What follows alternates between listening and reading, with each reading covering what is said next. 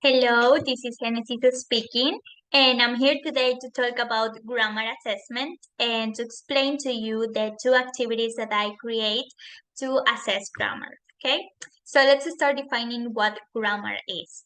Grammar is a guide that indicates the correct order of the words in a sentence according to Kumar 2013. Okay, so regarding that, I create two activities with two different topics. In this case, the first one is about the simple present tense.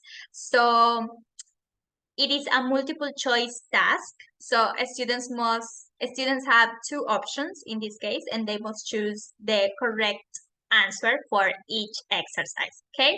For example, in this case, I include positive sentence, negative sentence, and questions. So the first thing that I will suggest the students to do is to focus on the symbol that I include at the end of the sentence, okay? For example, the green one is a positive symbol. Therefore, that means that the sentence is gonna be positive, right? Then we have the red symbol, which means that the sentence is gonna be negative. And then we have the question mark, which of course means that we are talking about a question, okay? So for example, in exercise number 1, we have two spaces, okay? So the first thing that they must do is to choose um if they should put do or does. And to choose that, they must consider the subject. In this case, is Mike. So Mike is a man. Okay, it's a singular subject, and it is the third person. Okay, so should I use do or does? And after that, they must choose the form of the verb. Okay, should it have an s at the end or not? Then in exercise number 2, they just have one space, okay? So they must choose the form of the verb. In this case, the verb is like, okay? And the subject is she. So they must choose if the correct answer is like or likes. Then in exercise number 3, they have again two spaces.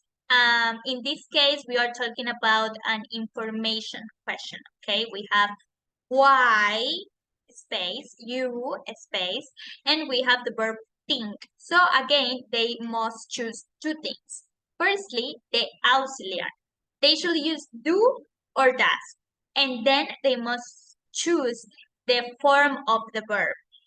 Should it have an S at the end or not?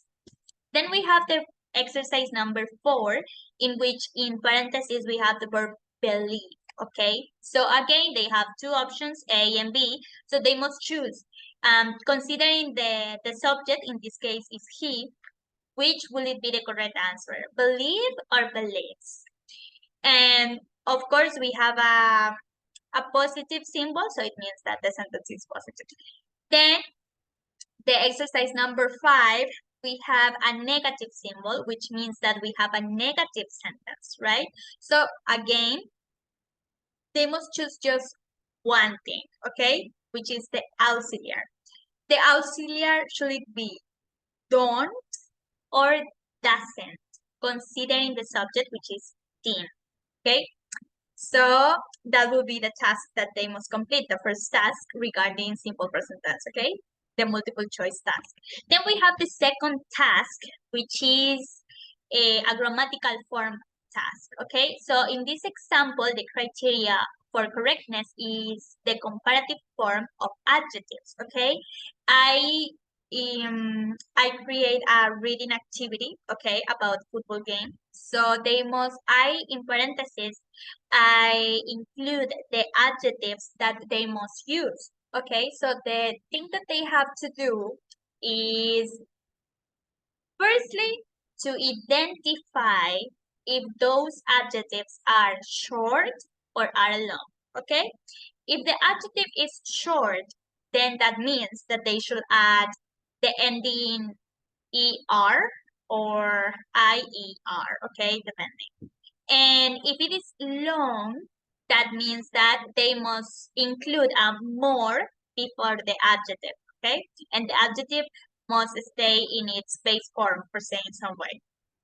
So they must complete those activities by writing the correct comparative form of each adjective. And for that, it is necessary to focus on the adjective firstly and then to identify if it is short or if it is long, because they have, you know that they have different rules. If it is long, you have to add the more before the adjective, and the adjective must stay in its natural form, for saying some way.